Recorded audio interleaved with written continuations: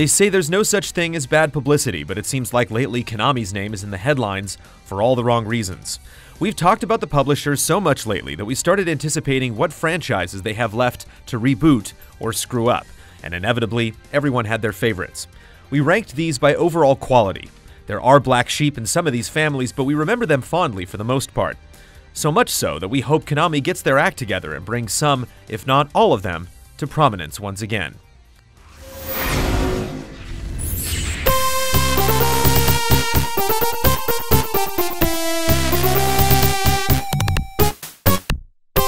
Rocket Knight Adventures is the game time forgot, but shouldn't have.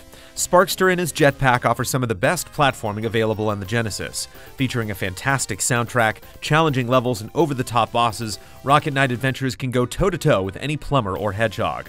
While we don't remember the sequel or downloadable reboot as fondly, the original Rocket Knight Adventures will live on in our hearts as one of the most underappreciated Konami games of all time.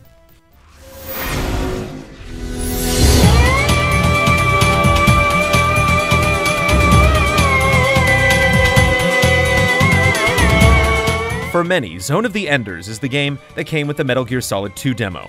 Those that did end up piloting Jehudi discovered Zone of the Enders has something special about it. Despite the repetitiveness and disappointingly short length, it offers an alluring futuristic world reminiscent of Neon Genesis Evangelion. The sequel improved upon it in almost every way and is a fantastic game in its own right. Zone of the Enders 2 plays better, has a more interesting story, and deeper characters. Thanks to mediocre sales, the second runner is the last time we saw the orbital frames, outside of an HD collection. Like many things at Konami, Zone of the Enders is just another case of squandered potential.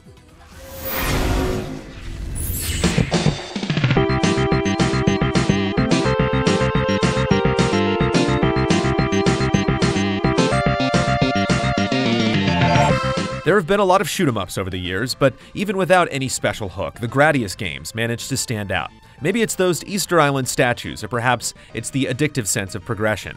Power-ups aren't merely picked up, but have to be unlocked by collecting and spending energy, posing a light element of strategies. You have to decide whether to get a quick speed boost or save up for options and shields.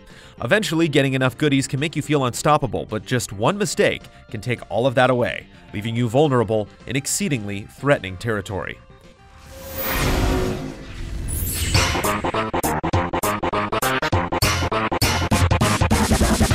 Licensed video games these days are simple endless runners or cheap puzzle games, but the best of the Teenage Mutant Ninja Turtles took place during a time when Konami games defined genres.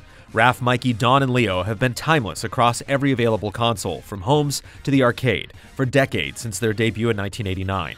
Thanks to highly successful films, cartoons, and toy collections, almost everyone has their favorite turtle. Mix in a dash of satisfying multiplayer gameplay, catchy music, and a healthy amount of heroic violence, and you've got the toppings for some of the best side-scrolling beat-em-up pizza pie there has ever been.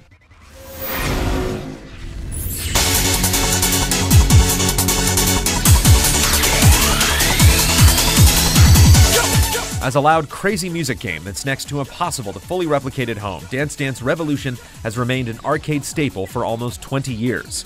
Stomping on arrows in sync to some weird and wonderful 90s dance tracks has proven to be eternally fun, and for Konami, eternally profitable. After the rise and fall of motion gaming, DDR Survives is a rare series that requires both physical exertion and precise timing. Even though, no, it never made any of us good at actual dancing.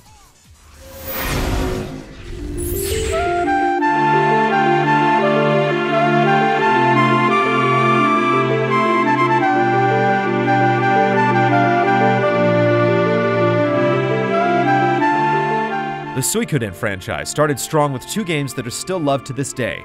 Suikoden 1 and 2 are wonderful examples of 2D gameplay and pixel art, interesting mechanics, and exceptional emotional storytelling. Searching out the 108 characters doesn't feel like a chore, it feels like making strong, memorable friends. The other entries to the series vary from underrated to not quite stellar, but the franchise still contains some of the best RPGs ever.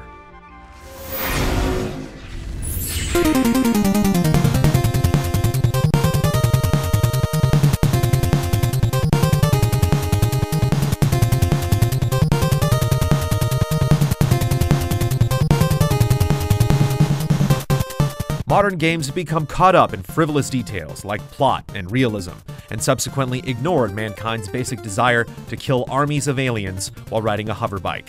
The series has left the limelight in the 21st century, but there are still over a dozen games released since the original in 1987. Lots of perspectives have been experimented with, but Contra is best known as a side-scrolling bullet hell platformer with lots of shooting, the Michael Bay of action video games. It's just fun and challenging enough to make you want to keep dropping quarters or spamming continues to see an end to the alien menace. Always full of surprises, Contra has given us some of the best co-op experiences we've ever had.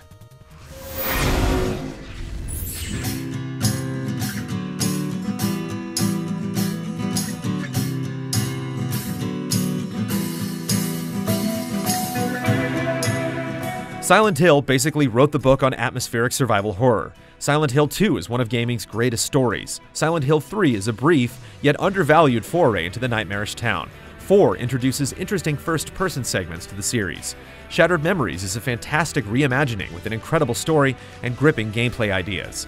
PT, Silent Hills That Was, is one of the scariest gaming experiences we've ever had, and the Western Silent Hill games weren't totally terrible. But all in all, the Silent Hill series just has that feel, an all-encompassing gloom, a terror lurking just at the edge of your mind, something that often is so sorely missing from horror games. We hope that someday we get to return to this foggy town and revisit its former glory.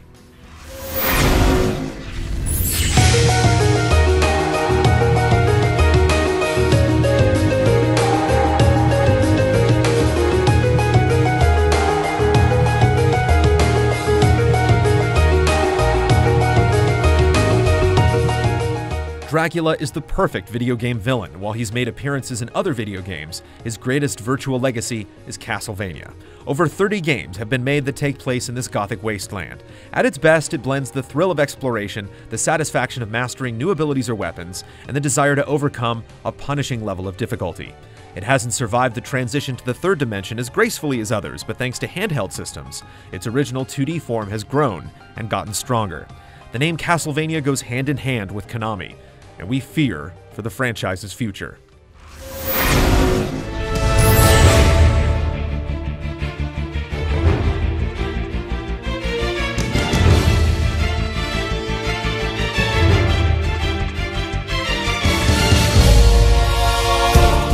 For nearly 30 years, gamers have been following Snake's war-torn exploits with a feverish passion. Originating as a top-down stealth game for the MSX2 computer in Japan, the franchise continues to evolve, raising the industry standard for what it means to be a video game. It's one of only a few franchises that has decades of continuous lore, a reward for fans that have been playing since the beginning, but never alienating to newcomers. Through the convoluted and sometimes bloated narrative lies a breathtaking mixture of action and stealth. Amidst all of this, playful undertones from series creator Hideo Kojima remind you to just sit back and enjoy the ride. Metal Gear refuses to be complacent, always striving for something greater. It's a shame the same thing can't be said about Konami. After the Phantom Pain, who knows where and when we'll see Snake next.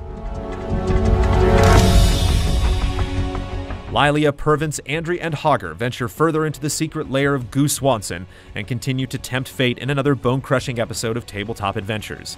And we catch up with the development team behind the Star Wars playsets in Disney Infinity 3.0 on the planet of Tatooine for our continued coverage of E3 2015. We'll see you next Friday for another GT Countdown.